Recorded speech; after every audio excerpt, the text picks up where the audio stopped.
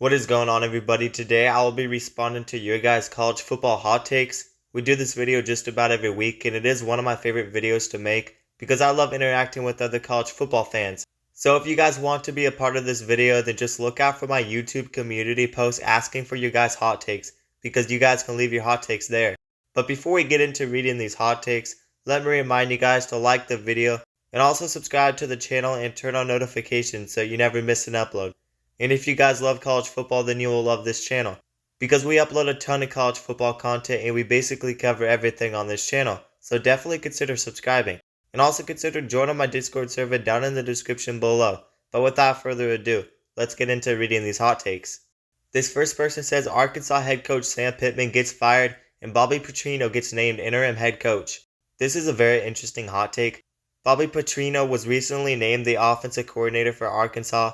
Bobby Petrino started his coaching career in 1983, and he has been an offensive coordinator or quarterbacks coach for many teams, including the Jacksonville Jaguars in the NFL in the early 2000s. He finally took his first head coaching job in 2003, where he led Louisville to 4 consecutive 9+ win seasons, but he was also the head coach for Arkansas from 2008 to 2011, and he led them to multiple double-digit win seasons. He also returned to Louisville for the second time to be the head coach from 2014 to 2018, and he led them to 8+ wins every season. Since then, he has not been a head coach at the FBS level, but he was the offensive coordinator and the quarterback coach for Texas A&M last season. But next season, he will be the new offensive coordinator for Arkansas. And I could honestly see Sam Pittman getting fired and Bobby Petrino becoming the Arkansas football head coach for the second time in his coaching career. Sam Pittman has also been around since the 1980s with many different coaching jobs. He got his first head coaching job for Arkansas recently in 2020. He led them to a 9-win season in 2021, but Arkansas has not been trending up with Sam Pittman, and another losing season will not be a good look for Arkansas. Maybe Sam Pittman and Bobby Petrino work together and turn this team around. They both have a lot of experience, so who knows? But I could see Bobby Petrino possibly becoming the new head coach for Arkansas football. This next person says Nebraska will make a New Year's Six bowl game. And for Nebraska to make a New Year's Six bowl game, they would actually have to make the 12-team playoffs, which means they would have to be one of the 3 or 4 best teams in the Big Ten, because all of the New Year's Six bowl games are going to be played in the quarterfinals and the semifinals of the 12-team playoff. Look, I think Matt Rhule is building something special over there at Nebraska, and this team should not be underestimated. I do think it is a bit too early and unlikely to look at Nebraska as a 12-team playoff contender, but the schedule is very favorable. Nebraska plays Ohio State, but other than that, every other game on the schedule is very winnable. And if Nebraska somehow goes 10-2, then maybe they are in that top 4 or top 3 conversation of the Big Ten to make the playoffs. For this to happen, the defense has to keep playing at a high level, and they possibly have to step it up even more with Tony White as the defensive coordinator. This also means the rushing attack stays consistent and the offensive line takes a step up, because the offensive line had its fair share of struggles last season. But most importantly, this means Dylan Raiola is probably over-exceeding expectations and passing for 200+ yards a game. But that would also mean that they need a big-time receiver to step up to get Dylan Raiola passing for over 200 yards a game. Matt Rhule will not be asking a lot from Dylan Raiola. All he will be asking him is to make the right plays. And if Dylan Raiola can just make the right plays and be consistent, this could be an 8-win team. But if we are talking playoffs, we need a bit more on the offensive side. But I really like where this team is heading with 5-star quarterback Dylan Raiola. The coaching staff is fantastic, and year 2 for Matt Rhule is always a leap. But year 3 is even better, because he led Baylor and Temple to double-digit win seasons in year 3. But trying to get Nebraska back to winning double-digit games is going to be a challenge for Matt Rhule. But I'm not going to say it's not going to happen. But it might be a bit too early to look at this team as a playoff contender if we are talking about next season. But maybe 2025 we are talking about this team as a legit playoff contender. Because like I said, year 3 is always a big year for Matt Rhule. But year 2 should also be a step up for this team. But we need a lot more from the passing attack. They do have a lot of positives on this team that are going to get overlooked. And Nebraska could be a sneaky team in the future. So people should definitely keep an eye on this Nebraska team. This next person says 2019 LSU was the best team in college football history. It is hard for me to answer a question like this. I did not really start watching college football until the 2010s. And I really didn't start taking it very seriously until last season. But one thing that is fair to say is that 2019 LSU had a special offense. Having Joe Burrow throw into Jamar Chase and Justin Jefferson was crazy to see. They beat 7 top 10 teams last season. They tallied a single season record of 726 points. They also beat a very good Clemson team in the national championship by double digits. The offense is probably the greatest offense of all time. But if we are talking about best team in general, some people could make a case for 1971 Nebraska, who held 10 opponents to 7 points or fewer. But it was a very different game back then, and it is hard to compare a team from 1971 to a team from 2019. But you could also make a case for the 2001 Miami Hurricanes, who had legendary players like Ed Reed and Sean Taylor. There was a lot of NFL talent on that Miami team, and they were a very physical team, and they held their opponents to under 10 points a game.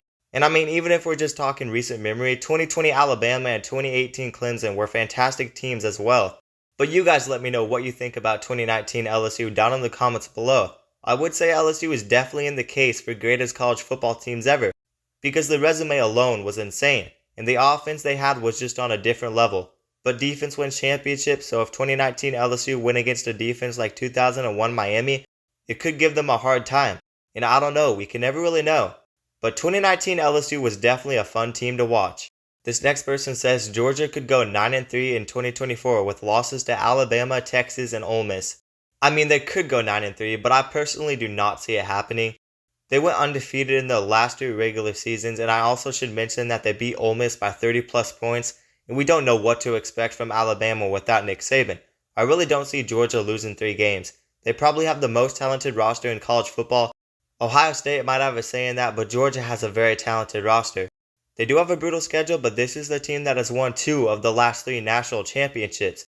The only team that has beaten Georgia in the past 3 seasons is Nick Saban and Alabama. But Nick Saban isn't even coaching this team anymore. Maybe Georgia goes 10-2, but I really don't see Georgia losing all 3 of those games, and I wouldn't be surprised if Georgia went undefeated in the regular season for the 3rd consecutive season in a row. It's definitely going to be a gauntlet next season, but Georgia probably has the best head coach in college football, and they returned Carson Beck, who is arguably the best quarterback in college football, who could be dangerous if he levels up even more. All I'm saying is we better get used to this Georgia team being on top, because I truly believe they're the next top dog of college football. And Kirby Smart is definitely not done winning national titles yet. This next person says the Big 12 is the most fun conference to watch. I don't know about the most fun conference, but going forward it might be the most interesting conference because of how much is changing. The 2 top teams are out of the Big 12, but they added teams last year, and now they add West Coast teams like Utah, Colorado, Arizona, and Arizona State. 4 very interesting teams in my eyes. There is so much variety in this conference. There are a lot of good teams, which makes the conference completely wide open. The games are going to be fun to watch. The Big 12 is going to be a race to the top because we don't know who that top team will be. And the Big 12 could just be completely wide open every season. There's going to be so many interesting headlines with the Big 12. And the Big 12 conference is a completely new look conference from where it was 2 seasons ago. So I am excited to watch teams on the rise like UCF and Texas Tech play against newcomers like Utah and Arizona. Utah versus Oklahoma State will be a very fun game, but how about Arizona versus Kansas whenever that game happens? Unfortunately, we don't get to see Arizona versus Kansas next season, but that could be a very fun game. The other conferences are going to be a lot of fun, but the Big 12 is the most intriguing conference, at least to me, because it's very unpredictable and wide open. The ACC is wide open as well, but the ACC did not lose the top teams like the Big 12 did. So I am excited about the Big 12 conference games going forward. This next person says Liberty makes the college football playoffs as the group of 5 rep after another 13-0 regular season. This is definitely a big possibility, but there's one game on that schedule that is a big concern to me, and that is the game on the road against Appalachian State. They didn't get tested like that in the regular season in 2023, and I'm very high on App State heading into next season. App State returns a lot of production, and they return their coaching staff, and they return a very solid quarterback in Joey Aguilera. App State is a team that is tough to beat no matter who you are. Good Power 5 teams have struggled against App State, and I personally don't see Liberty beating App State, and I think that the defense for App State will be able to contain Caden Salter. I do not see Liberty going undefeated back-to-back seasons, and I don't see them making the playoffs again despite having Caden Salter back. They lost a lot of top stars on their team. They lost CJ Daniels at receiver and Kobe Singleton and Preston Hodge in the secondary. They really lost some good pieces on the team. I do still expect them to be good, but not good enough to go undefeated again. But Caden Salter returning is huge, so anything can happen. This next person says Blake Baker turns the LSU defense around and gets a head coaching job next offseason. I like this hot take. It's something new and interesting. I know that LSU would love to keep Blake Baker as a defensive coordinator for at least a couple of years, But the reality of the situation is coordinators come and go all the time, and Blake Baker is one of the top defensive coordinators in the country. Blake Baker has been jumping around many defensive coaching jobs since 2013. But last year for Missouri, he really got noticed after leading a Missouri defense that surprised a lot of people in 2023. He is a very aggressive defensive coordinator, and now in 2024, he will be the new defensive coordinator for LSU. And this is an LSU team that needs a lot of help on defense, and hopefully Blake Baker can unlock the full potential for Harold Perkins. I don't see Blake Baker taking a head coaching job for a couple of more seasons because I don't think he is quite there yet, but this will be his second time in the defensive coaching staff for LSU, and having Blake Baker as their defensive coordinator is pretty big. I expect the defense to be better at the very least. How good, I don't know, but hopefully better than it was last season, and it would be pretty great if Blake Baker stayed for multiple seasons at LSU, but we will see. This next person says the 14 playoff is better than the 12-team playoff. I actually like the idea of an expanded playoff. Every sport actually has a good postseason. And the playoff for college football sometimes isn't the best, at least in my opinion. Bowl games don't really mean much anymore, so everything is depending on a couple of games, and sometimes the games can get ugly in the playoffs. But the thing that makes college football special is the regular season, and that's why I do not mind a 14 playoff. And last season's 14 playoff was actually pretty fun. But I think with all the conference realignment stuff going on and the new landscape of college football, the college football playoff expansion could be a good idea. But I'm scared they're going to take it too far because of money. I want a good postseason, but I also want a good regular season. Going from 4 to 12 teams was a big jump, and I would have rather seen them move to an 8-team college football playoff first. But I am open to the idea of 12 teams because there were a lot of good teams in college football, and auto bids could be a good idea, and I am excited about a 12-team playoff. But they already expanded to 14 teams and they might not be done. Anything past 16 teams is really not that good for the sport in my opinion. Maybe 16 teams and no teams getting buys could work, but I am just skeptical about it, and I think they should have expanded to 6 or 8 teams and then possibly went a bit further. But we don't need a large playoff because the college football regular season is what makes this sport special. Don't get me wrong, I am excited about the expansion of the playoffs, but is this going to work out long term is my question. But I don't think I could give my answer for this hot take until the 12-team playoff happens. This next person says Arizona will be mid and they will go 7-5 or 8-4. And I expect Arizona to be a good team because they do return possibly the best quarterback receiver duo in all of college football, Fafita and McMillan. They lose their head coach and a decent amount of talent. And maybe I'm not as high in Arizona as I was before, and I could see them going 8-4. But it's hard to predict because the Big 12 is very wide open and the skill gap between these two teams are not big. I do think Arizona will still at least be in the conversation to win the Big 12, and I don't think they will be mid. I see them going 8-4 or better.